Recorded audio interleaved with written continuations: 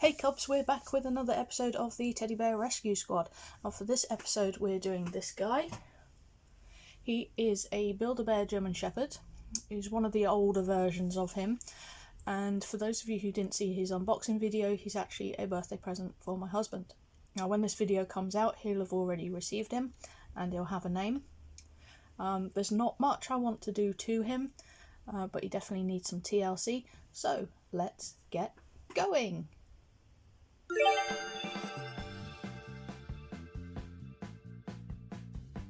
So with this boy it was pretty straightforward. I say that, but actually finding his stitching was pretty tricky. Turns out that his original stitching, which on a Build-A-Bear is usually brown, had been redone to black, so obviously it blended quite well into his fur. Yeah, so that took a little bit of doing. And then I discovered he had so much stuffing, which I did mention in his unboxing, which makes him a chonky boy, which is nice, but yeah, this process took a very long time. Now I was quite sad to discover he didn't have a Build-A-Bear heart in him like he should. Yeah, that's always sad. And he did have a voice box in him that should have been a bark, I'd imagine, but this guy's got to be 10-15 years old, I reckon, so that no longer worked, so I've taken that out of him as well. Fun fact for you is I actually used to work for Build-A-Bear for about 4 years, ending about 2011, 2012, something like that. Looking at an older catalogue of bears, there were definitely some I recognised, but it only went up to 2011, so I'm not 100% sure on that one. And it was my favourite job. I enjoyed it about 95% of the time, which when you've done retail for as long as I have, that says a lot.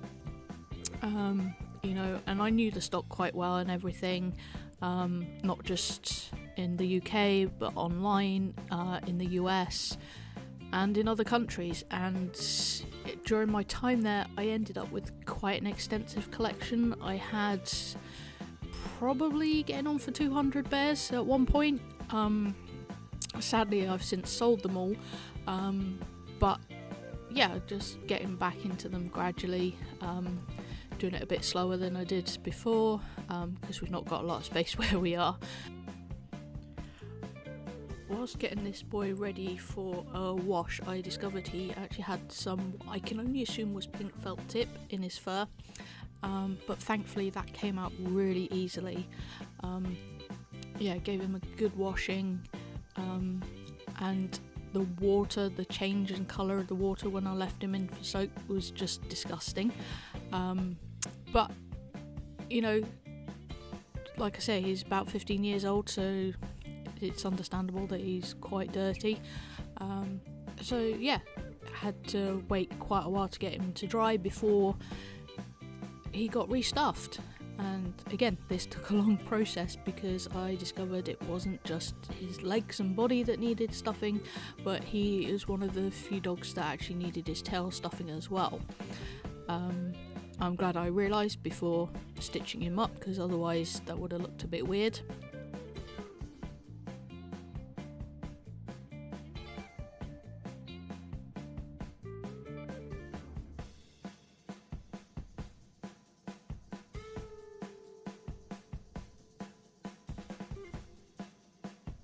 Yeah, I also wanted to make sure he could stand up. Probably could have done with a bit more stuffing than I did put in him, but you know, he's done alright. He's getting lots of cuddles because, yeah, like I said, husband loves German Shepherds, so he's been a big hit, and he has had him now. The reason being was I wanted to create a bandana for him, but unfortunately the material didn't arrive in time, partly because it was kind of a last minute decision, but then obviously got to wait for the products to arrive before you can actually make things.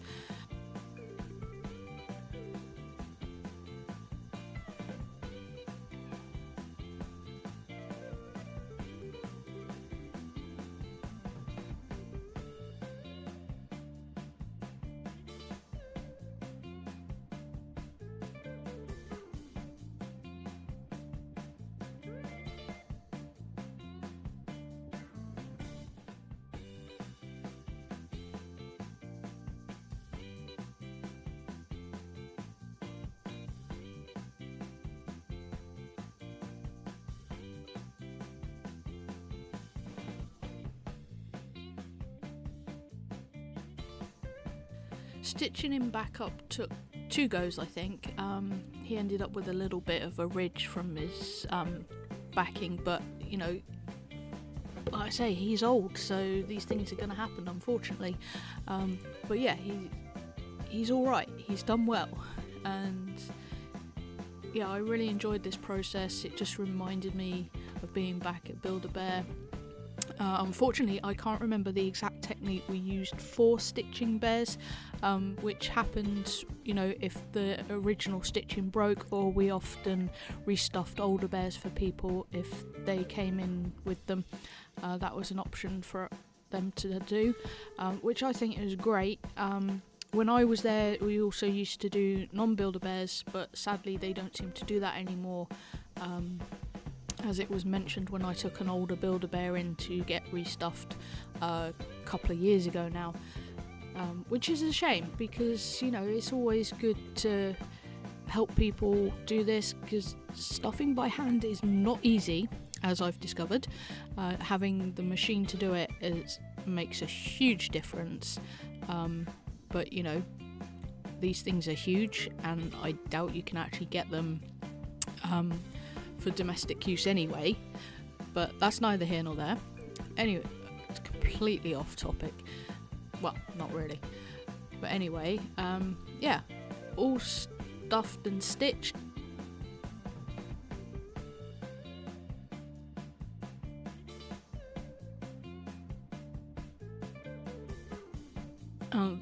He actually had an odd kind of texture to him after his wash, possibly to do with the washing powder, I'm not sure, but I gave him a thorough brush, both with the wire brush and the nylon brush, and it made a real difference. He's no longer got the weird kind of feel to him. He's really soft now, which is just great. I love that. Yeah, so that took a fair bit of work, and then it was on to making his bandana.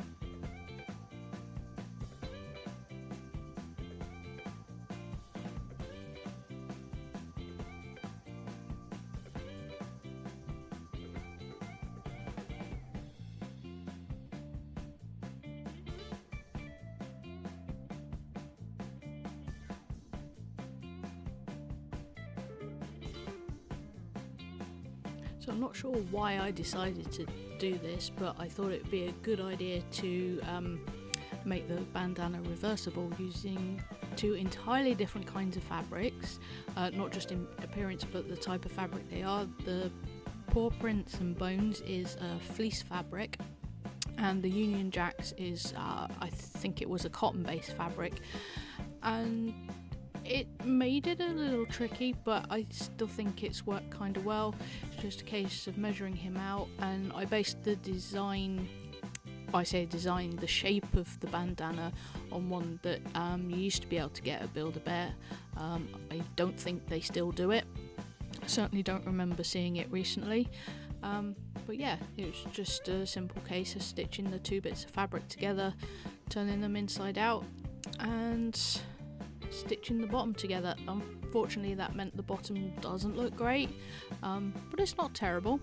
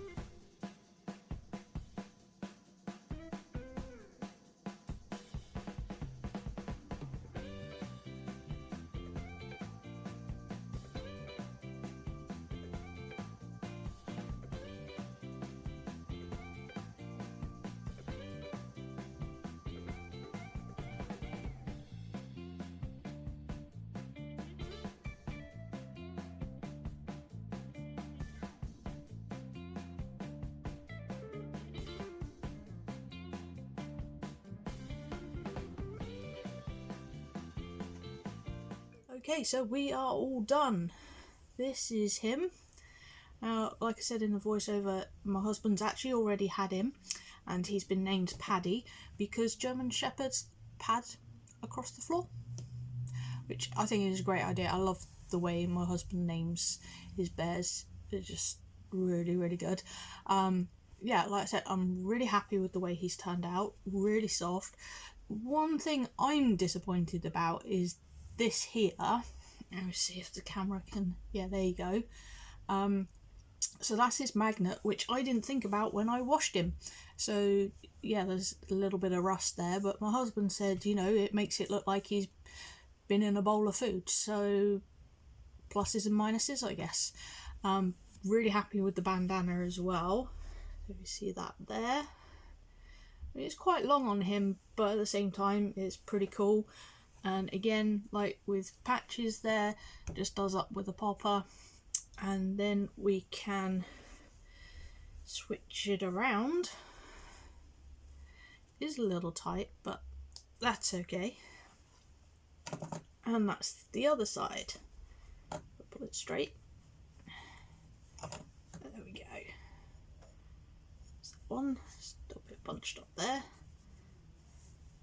There we go. Which I really like. And like I said, the bottom stitching's not the best, but I couldn't think of another way of doing it because of it being reversible, and I obviously needed to turn it inside out when it was done. But yeah, I'm really happy with him. My husband's really happy with him. So newest member of the rescue squad, and that's it for this one. I will see you cubs in the next one.